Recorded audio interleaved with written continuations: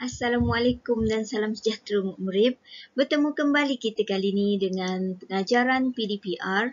Untuk kali ini cikgu akan ajar dengan cara yang berlainan sikit, di mana kita boleh tumpukan sepenuhnya pada slide yang akan kita pelajari. Okey, untuk kali ini kita akan tengok tajuk menjaga kebersihan almari baju.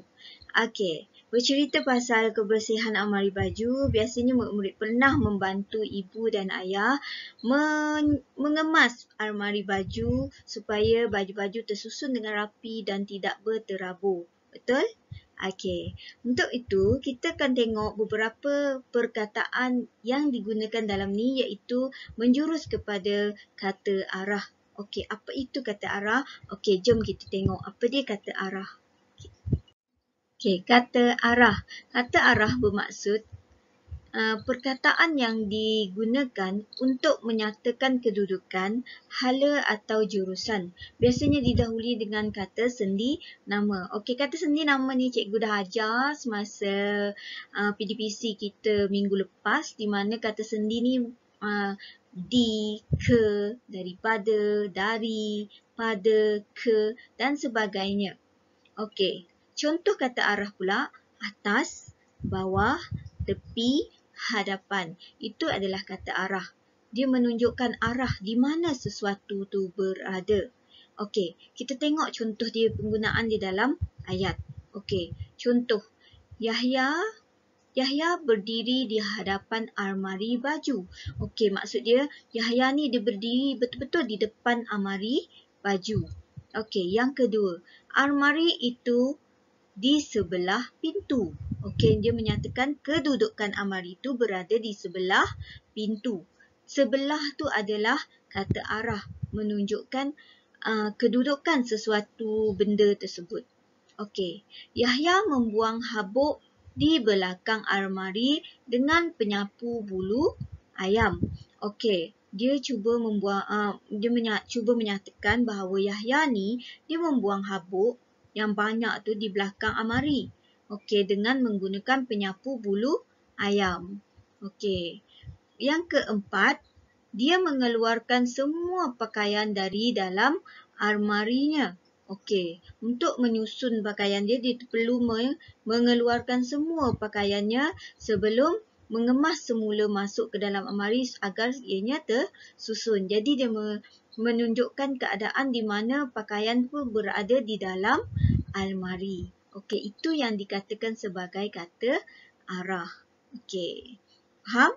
Menunjukkan tempat sesuatu benda itu berada. Kalau murid-murid perasan di sini ada kata sendi nama yang yang berada di situ, di hadapan, di sebelah, di belakang, dari, dalam. Okey, faham? Okey, seterusnya. Okey, tadi murid dah lihat apa yang dikatakan sebagai kata arah. Okey, sekarang cikgu akan terangkan bagaimana penggunaan kata arah itu dalam petikan menjaga kebersihan almari baju. Okey, di sini pada petikan ni diberi gambar dan juga perkataan, iaitu ada kata sendi nama, kata arah dan juga benda ataupun perkataan yang menyokong kata sendi dan juga kata arah ni. Okey, cikgu cuba baca satu persatu ayat ni dulu. Ayat yang ada dibekalkan pada gambar, iaitu gambar pertama diberi di hadapan almari. Okey, gambar kedua di sebelah pintu. Gambar yang ketiga dari dalam almari. Gambar yang keempat di atas katil. Gambar yang kelima bahagian bawah dan gambar yang keenam bahagian luar. Okey, kalau murid perasan di sini, penggunaan kata arah diwarnakan dengan warna merah. Okey, manakala ada gambar pensel kat sini, maksudnya kita perlu membuat jawapan kita sendiri berdasarkan gambar dan juga ada yang diberi berdasarkan jawapan yang diberi pada gambar.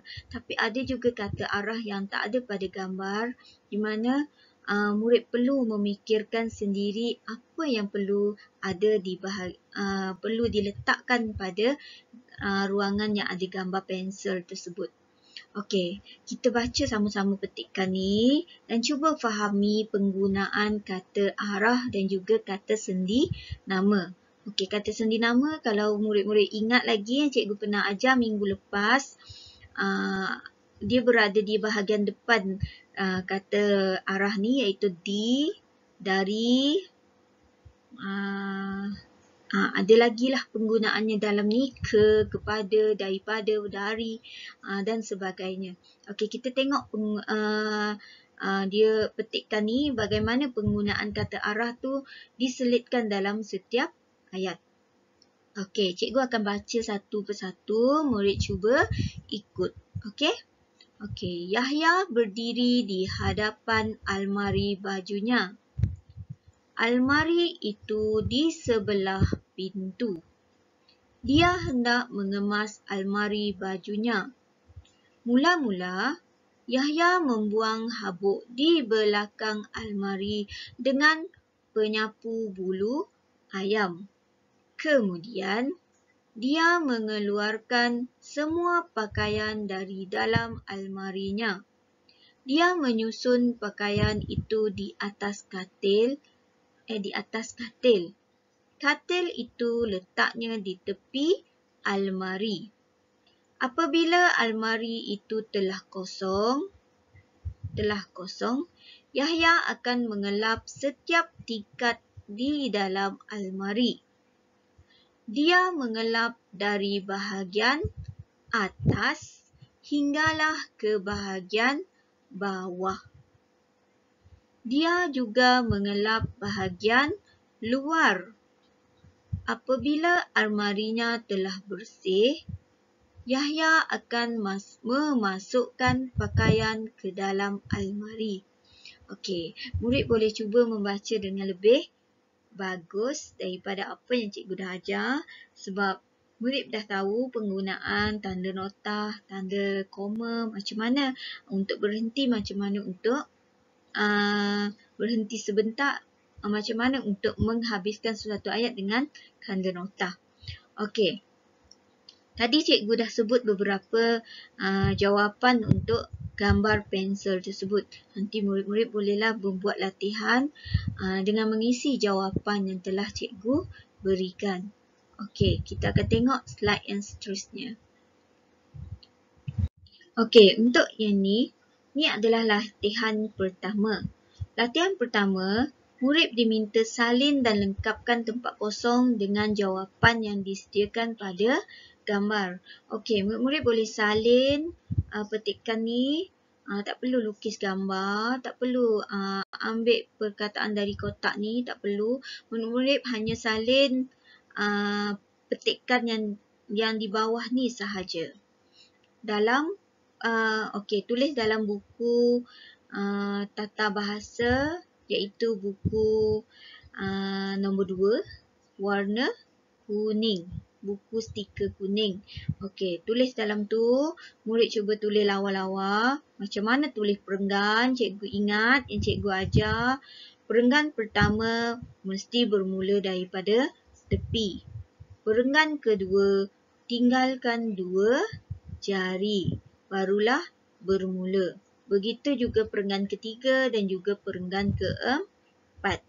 Okey, ingat cara menulis karangan. Biasakan diri menulis karangan sebab banyak kali cikgu sentuh dalam kelas macam mana tulis karangan yang betul. Iaitu perenggan pertama daripada hujung, cikgu ulang balik ni. Perenggan pertama daripada hujung, perenggan kedua tinggalkan 2 jari, bermula, baru bermula. Perenggan ketiga tinggalkan 2 jari, baru bermula. Dan perenggan keempat tinggalkan 2 jari, barulah bermula. Okey. Setiap yang kata arah tu yang ditulis dengan warna merah tu, murid cuba gariskan dengan pensel berwarna biru, iaitu warna pensel berwarna biru. Okey, untuk murid lebih faham apa dia kata arah. Okey. Okey, latihan kedua pula, iaitu latihan seterusnya di mana Murid-murid buka buku aktiviti Bahasa Melayu Jilid 1. Buka muka surat 69. Okey, di sini ada diberikan bagaimana penggunaan kata arah dalam petikan. Okey, di sini murid-murid boleh isi tempat kosong dengan kata arah yang betul. Okey, boleh pilih antara dua kata arah yang dibekalkan di situ. Gariskan mana jawapan yang betul. Contohnya di segi ke di antara. Okey, jawapannya di antara kan. Okey, di antara gariskan perkataan antara, kemudian tulis dalam tempat kosong tersebut antara. Okey, rumah Rizan dan juga rumah Arif. Okey, dan seterusnya. Murid cuba buat sebab cikgu rasa ni murid boleh buat sebab memilih jawapan yang tepat, penggunaan kata arah yang tepat dalam ayat. Cikgu rasa tak begitu sukar, jadi cikgu tak perlu bantu di sini. Cikgu cuba lihat sama ada murid boleh buat ataupun tak. Nanti cikgu akan nyatakan jawapan yang betul untuk soalan ini. Okey? Latihan ketiga. Masih lagi dalam buku aktiviti jilid 1, iaitu muka surat 70. Di sini murid diminta bina ayat menggunakan kata arah berpandukan gambar. Okey, murid tengok gambar tersebut.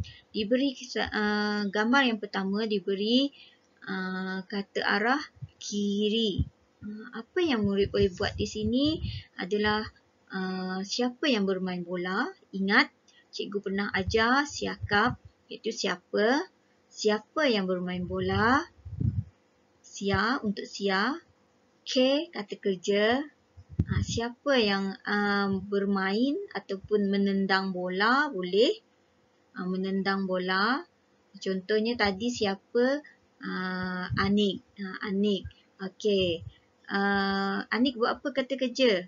Menendang. Okey, menendang. Okey, kata kerja. Okey. A apa? Menendang apa? Menendang bola.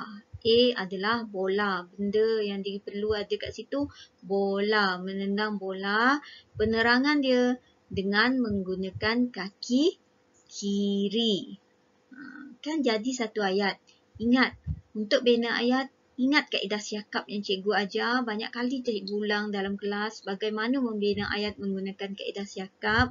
Ada yang dah boleh, ada yang masih kabur. Jadi, dia kena banyak berlatih. Berlatih sebab teknik siakap adalah cikgu cipta memang terlalu mudah cikgu rasa untuk murid-murid faham bagaimana untuk membina ayat. Okey. Kita untuk itu sahaja untuk minggu ni. Untuk kali ni, hari Jumaat nanti ada lagi Bahasa Melayu. Jadi ini dulu latihan yang cikgu bekalkan untuk pengajaran kali ni, iaitu tentang kata arah. Murid-murid cuba berlatih, faham kat rumah balik apa yang dikatakan sebagai kata arah ni. Kata arah ni mudah untuk difahami, iaitu dia menunjukkan arah. Ingat je, menunjukkan arah di mana, di belakang, di hadapan, di tengah, di atas, di bawah. Itu semua adalah kata arah. Okey, untuk itu saja untuk kali ni. Buat latihan cikgu, jangan tangguh-tangguh sebab bila murid tangguh, makin lama makin banyak. Sebab kalau BM memang sentiasa ada latihan. Perlu banyak latihan untuk lebih faham. Okey, untuk itu saja untuk kali ni. Sekian, terima kasih.